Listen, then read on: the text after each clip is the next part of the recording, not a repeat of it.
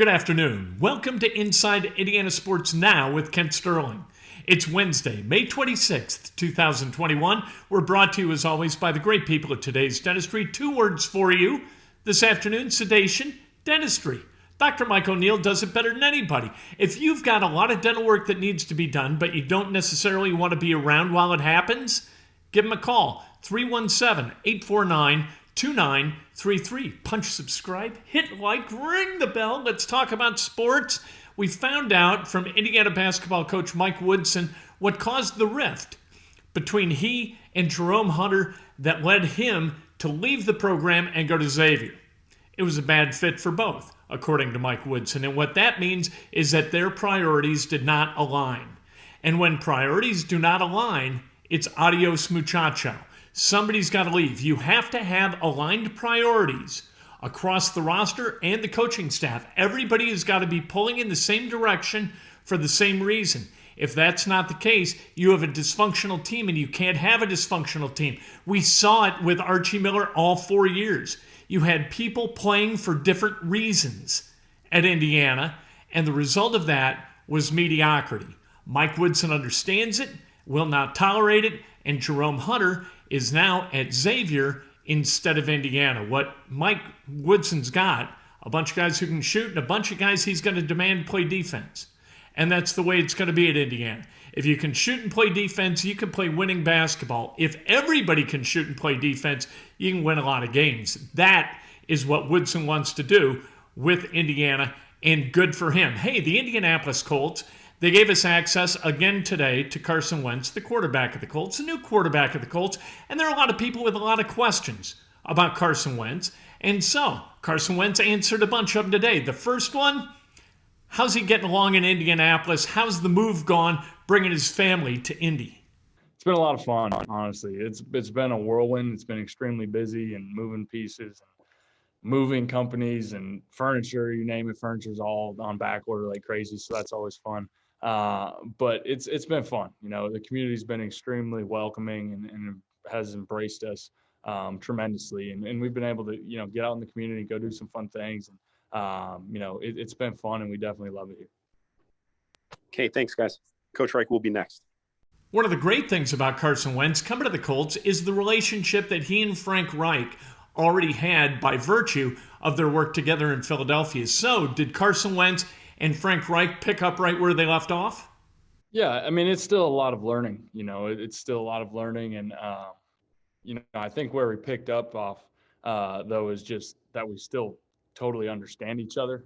He understands how I see the game. I kind of know how he sees the game. And I think we kind of just picked up on that right away and jumped right back in. But it's still a lot of learning and understanding the offenses and just some different detailed things within each play and all of that stuff. So, but it's been a lot of fun. It's been a lot of fun to work with him again, and I'm looking forward to it. And how much of the offense is new to Carson? I'd say yes and no. It's a lot of new terminology, a lot of new language, some similar carryover with schemes and stuff, but there's still plenty of new that for me is kind of exciting.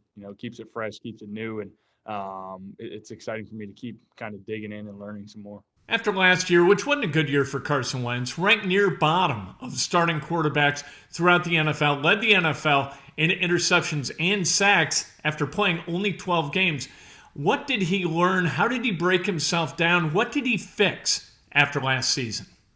Yeah, I wouldn't say, quote, fix, but, every year you kind of go into this mode, and it's the offseason. You get away, you take a breather, but then B, you reflect and you say, okay, physically, where can I get better? Mentally, where can I get better? Emotionally, how can I get better? It's nothing crazy, but it's just, little things of fundamentals and different things, and, how I see the game, processing all of that stuff. And so just within this new offense, talking through a lot of those things with the new coaches and everything, working together, working through those things, it's been really good. And coming to a playoff team like the Colts, how much pressure does Carson Wentz feel as a starting quarterback for the Colts? This is the game we play. This is the position that I've chosen, and there's always pressure. There's always going to be pressure. There's always going to be expectations. Those things are always going to be there. And for me, it's just, it's been the same thing my whole career. It's just go to work. Just go to work, get better every day, and block out the outside noise, good, bad, or indifferent. It doesn't matter. And, I've really felt I felt a lot of excitement around here and a lot of, obviously we have high expectations and all of those things, but just the culture and how, it's just, hey, one day at a time mindset. That's the mindset of this team, and that's the mindset that I'm going to take every single day I come to work. After a week and a half of OTAs, what strikes Carson about this offense right now? Yeah, there's just a lot of talent. There's a lot of, I see it in watching the film from last year and just how they really spread the ball around and, get everybody involved. And I see that completely being the same way again this year. And that excites me because it's never just a one-man show out there. It's, we're going to go – I'm going to throw the ball where it's supposed to go on each play and not necessarily just picking guys and get everybody involved. And that excites me because everybody has a unique skill set. Everybody's talented. And we have the ability to spread it around and give everyone some love and be an explosive offense that way. One of the interesting aspects of the relationship between Wentz and Reich is their shared faith. How important is that to their relationship? It's cool because at the end of the day, we both come from the same background, and we, at the end of the day, no matter wins, losses, all of that stuff, we both know what's the main thing in our life, and we know what our priorities and our values and where we stand on that. So we always have that connection. That connection is always there. Sometimes we talk about it a couple days straight. Other times we don't talk about it at all. And it's just that's just how it is, even with other believers. You're always challenging, encouraging each other, sharing things. So that's been the same. And shoot, we did that in Philly quite a bit. Still do that here, and it's been fun to kind of dive deeper in our relationship through faith as well. That's Carson Wentz, and he's going to be the fourth starting quarterback for Frank Reich in Frank Reich's 4 years as a head coach. That's why I'm bullish on Carson Wentz, because year one, Reich had Andrew Luck. Andrew Luck put together what I think was his best season. Year two, Jacoby Brissett. I don't think Brissett's capable of playing better football than he played under Reich in 2019. 2020, Phillip Rivers came over from the Los Angeles Chargers, and that was following a 2019 where Rivers was terrible. And what did he do last year? He bounced back at the age of 38, turned 39. Colts went to the playoffs, despite the fact that Phillip, completely immobile, and has a noodle arm. Still, the combination of Reich and Rivers put the Colts in a position to win a lot of games, and in fact, they did win 11 games last year. This year, it's going to be Carson Wentz, and I don't care what Wentz did last year. Led the league in interceptions and sacks. I think those numbers come way down. He becomes more productive, and he figures out when to muck plays. All right? Figures out when to live to play another, right? Because that's what you got to do in football. If you want to win in the NFL, here's what you got to do. You have to limit pressure on your quarterback so you don't take negative plays, whether they be sacks or interceptions. And on the other side of the ball, you got to put pressure on the opposing quarterback so they do throw it to you, and so you can get sacks and put them behind the sticks. If you do those things, protect your quarterback and pressure their quarterback, you're going to win a hell of a lot of games. We'll see if the defense is able to put pressure on opposing quarterbacks. I think that the Colts are going to be much better at protecting Carson Wentz than the Eagles were last year. We'll see what happens. Today on the Dan Dakich Show, I was on at 12:30 this afternoon on 107.5 The Fan here in Indianapolis. I predicted 12-5. I kind of hemmed and hawed, said 11-6 or 12-5, and then Dan said, "What are you doing? Come with a number. My God, take a stand." I said, "Okay, 12-5." We'll err on the side of optimism, but I am bullish on the Indianapolis Colts, and I'm bullish their ability to move through the playoffs with Carson Wentz as the quarterback instead of Phillip Rivers. I think is going to be enhanced through Phillip Rivers resigning, retiring, and Carson Wentz coming here to play football at the age of 28. He's more mobile. He's got a stronger arm. He's a smart guy. I think he and Reich put together are going to have a terrific season as long as Wentz stays healthy. I want to talk about Dan Dakich for a minute because, like I said, I went on his show to talk about the Colts. Also went on his show to lament the passing of Dave Bennett, who is a terrific high school basketball player at New Albany, class of 1981, an Indiana All-Star, a silver anniversary member of that for the Indiana Basketball Hall of Fame from the class of 81, and an all-star teammate of Dan Dakich's from that year. Dave Bennett, a big toothy grin and a loud laugh and a wonderful guy, and he passed away way too young a little bit earlier this week. And it's really sad. He passed away yesterday. He'd had some health issues. I like Dave Bennett.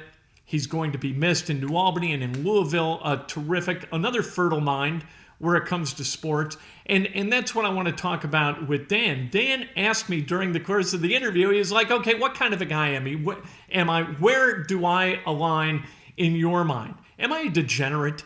I said, of course you're not a degenerate. First of all, here's how you know I don't believe he's a degenerate. Because I hired him. I put my career on the line at MS to give Dan Dakich a 3-hour show from whenever it was at that time. I think, what was it, 10 to 1? And said, Dan, go. You just be you. And you know what happened? Dan Dakich became Dan Dakich. And I knew he'd become Dan Dakich because I've known him for 30 plus years. Never thought him to be a degenerate. What I've always thought is that he's got a huge heart. He's got a fertile brain. And he has a facility to provide insight and humor in a way that very few do. He is a beautiful internal editor in conversation. He is never, ever boring. And that's the thing with a radio host. He can't be boring. Now, what he's going to do every once in a while is kind of step out of line, because I'll tell you what, hosting a 3-hour radio show every day at a specific time is hard. It is really tough. Every single day to show up, and at the appointed time, you're ready to go. You're ready to be entertaining. You are informed. You're ready to provide insight and perspective in an upbeat way. It is hard to do that day after day. You don't get to choose when you go on. You go on when the clock and the calendar say you go on. That is really, really hard, and to expect perfection of anyone in that position for 15 hours a week, right? So that's 12 segments, 12 times 60 segments, all right? 180 times 5 is how many? 900 minutes of talking. Do you know how hard that is? Would you ever want to be held accountable for every word that came out of your mouth during 900 minutes of conversation each week? And he's been on since 2008. It's been a long time. It's been almost 13 years that he's been on the radio here. He's a fantastic guy, and if you need any kind of evidence as to his heart, his initiative with his wife Lee to provide bicycles to kids who are in need in the urban community of Indianapolis is absolutely huge, because a bike to Dan and to all of us who grew up riding bikes, it equated to freedom. You can do things when you got a bicycle, right? You can ride places. You're not restricted to where you can walk. You can get on a bike and go 5 miles in about 15 minutes. That's what a bike does for you.